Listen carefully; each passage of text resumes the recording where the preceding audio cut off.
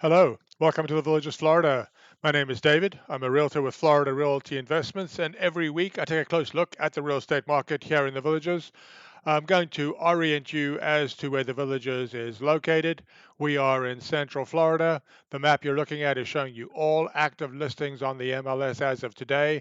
Size of the circle denotes the size of the home, and the color of the circle denotes its price per square foot.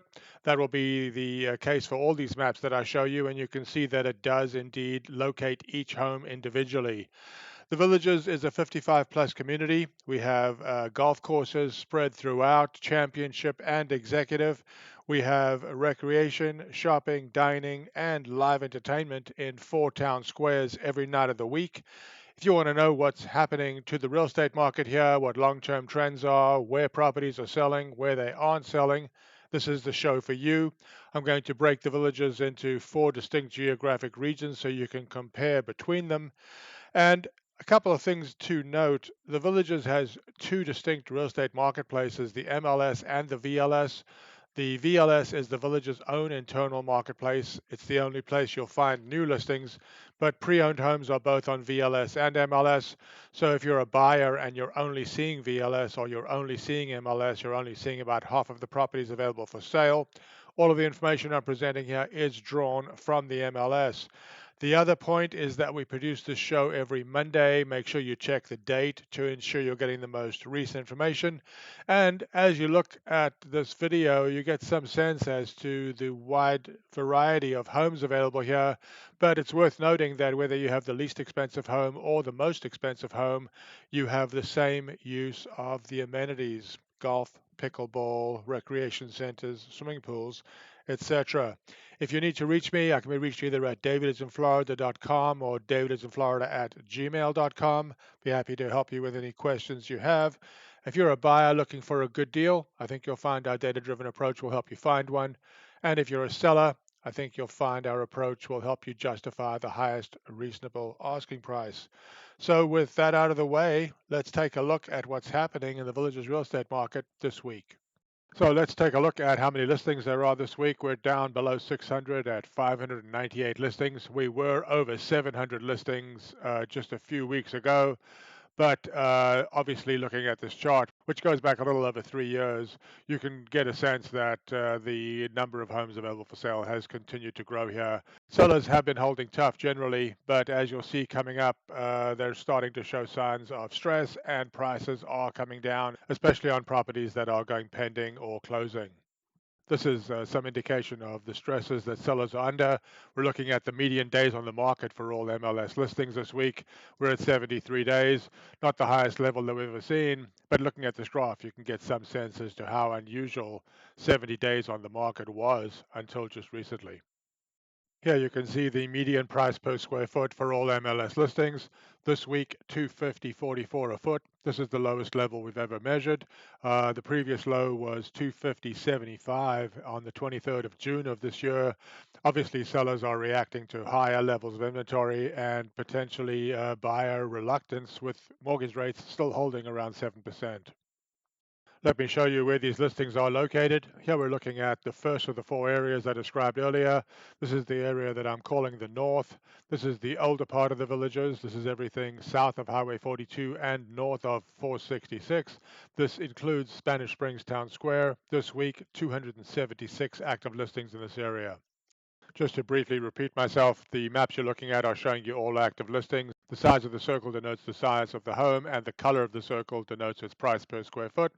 Larger the circle, larger the home. Brighter the circle, more expensive per square foot. We're looking here at the second area. This is the mid-north. This is everything south of 466 and north of 466A. This week, 164 active listings. Here we start moving into the newer part of the Villages. This is the Mid-South. This is everything south of 466A and north of Highway 44. 58 active listings this week. And finally, this is the newest part of the Villages. This is the area I'm calling the South. This is everything south of Highway 44. This week, 100 active listings. You can see basically the path of the Villages growth down the Florida Turnpike towards Orlando. So to start looking at the differences between the regions, let's start by looking at the villages as a whole. Here you can see the total number of listings, the size ranges, smallest, largest, and median, both for size, price, and per foot. This is for the MLS as a whole. The next chart will show you the differences between the four regions. I'm not going to belabor the details on this chart. You can pause if you want to examine it more closely. But here you can see the same information I showed you for the villages as a whole: number of listings, size ranges with the median, price ranges with the median, and on a per foot basis, the minimum, maximum, and median. We're going to keep looking at listings for a moment longer. Here you can see how old the homes are in the different regions of the villages. The villages as a whole is on the right, and the north, mid, south, and south to the left. You can see the year of construction for the homes on the MLS, and you can see how many listings there are by year of construction. This chart is meant to give you some idea as to where activity is taking place. You can see how many listings are active in each of these price buckets, 598 listings in total, and you can see how many listings there are in each of these price segments. This is the same information you just saw, but instead of looking at prices, here we're looking at prices per square foot. As I said, this week we're at 250.44 for the villages as a whole. You can see how many properties are in each of these per foot buckets. The most active price segment, 225 to 250, 154 homes available for sale. One last look at the differences between the regions. This is more of a summary. You can see how many active listings there are in each of the four regions, and you can see how many homes have gone pending in the last 60 days or sold and closed in the last 60 days. When we look at pending home sales and homes that closed, we'll be looking at activity over the last week, but here we're looking at pending and sold over the last 60 days.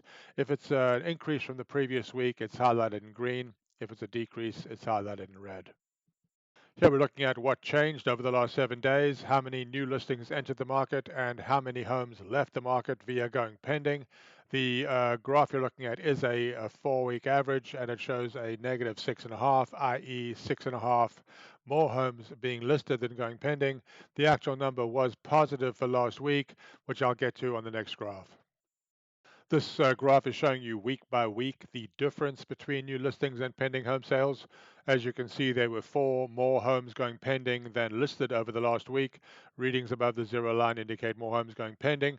It is interesting to note that the number of homes going pending over the last 7 days almost doubled from the previous period, from 24 homes going pending to 42 homes going pending over the last 7 days. Here we're looking at how long the homes that went pending over the last 7 days were on the market before going pending. You're looking at a 4-week average, which is 64 days. This is not the highest average that we've ever seen. The highest was 66 days on the 30th of June. But the actual unsmoothed data point, i.e. the actual time on the market for the homes going pending over the last 7 days, was actually 84, which is the highest they've ever seen. The previous weekly high was only 82 days. This is another graph that is a smooth 4-week average, and you can see that the average over the last 4 weeks for the homes going pending was 239.58. This is the lowest level that we've ever seen, and the actual price per square foot for the homes over the last 7 days was even lower at 238.92 a foot. This graph shows us the price change for the homes going pending over the last 7 days. The median price change was a 6.31% reduction, but it's worth noting that 69% or 29 of the 42 homes that went pending last week went pending at a lower price than the original asking price. This map is designed to give you some idea as to where activity is taking place. We're looking at homes that went pending in the villages over the last 60 days. They numbered 166. You can see where activity is focused. And we're going to take a deeper dive into the homes going pending over the last 60 days. You can see the prices at which they went pending. You can see, for example, that for homes between 2 and 300,000, 39 homes went pending. Get a good idea as to what price segments have been popular here over the last 2 months. Now let's look at homes that actually closed over the last 7 days. The 4-week average is 46 and a quarter homes. It seems as if lower prices are attracting buyers. We're seeing the number of sales maintain the recent high levels, and I'll give you some idea as to how that stacks up seasonally in the next charts. Before I get into this chart, I want to apologize for the confusing color scheme. The orange and red do seem very similar, but what you're looking at here are the number of sales per week for the weeks of the year for 2022, 2023, 2024, and 2025. The red line 2025, you can see that sales have dropped significantly over the last 2 weeks, although we can see that they are slightly higher than we would normally expect for this time of year. This is a 4-week average of the same information you just saw. You can see 2023, 24, and 25, which is mislabeled as Series 4 on this graph. The red line shows the 4-week average of sales activity on a week-by-week basis for this calendar year. Looking at this graph, it's quite clear that sales are holding up better than we would normally expect for this time of year.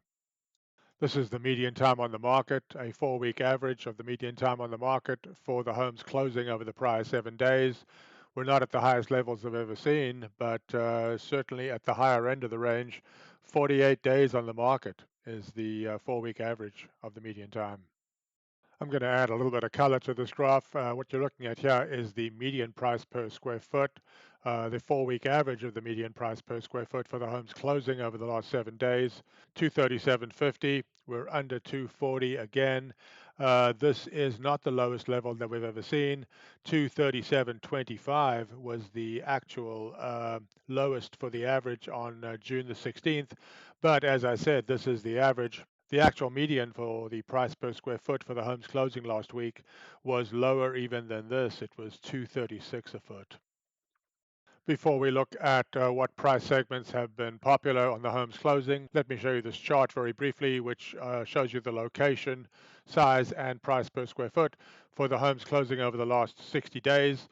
They numbered 330. You can see which areas of the villages buyers are taking interest in. Here's another perspective on the homes closing over the last 60 days. As I said, these are homes that closed, 330 in number. You can see what price segments buyers are taking interest in. 2 to 400,000, still the most popular price segment here. Now we'll go back to looking at all listings once again, and we're looking at what percentage of listings have reduced their asking price from the original list price. 60.7% of listings have, and this is the median price reduction for all MLS listings, almost a 4.8% price reduction. There's something I'd like to correct. Last week, I talked about a 38% reduction, which was the largest reduction that I saw on the MLS. That property seems to have been mislocated. It's shown on the MLS as being within the villages, but I verified that it is indeed not in the villages. This week, the biggest price reduction is 26%. It's a $590,000 home that's now $435,000. There is one price reduction over 25%, three that are over 20% reduction, and 16 that have a greater than 15% price reduction from the original asking price. If you're a buyer and you're trying to find a good deal here in the villages, or you're a seller and you're trying to maximize your return in a reasonable period of time, please reach out to me at either DavidisinFlorida.com or DavidisinFlorida@gmail.com. I'll be happy to research properties for you, answer questions about life in Central Florida or life in the villages itself. If you have any questions, once again, DavidisinFlorida.com, DavidisinFlorida@gmail.com. Please reach out if you have any questions. Hope to hear from you. Take care.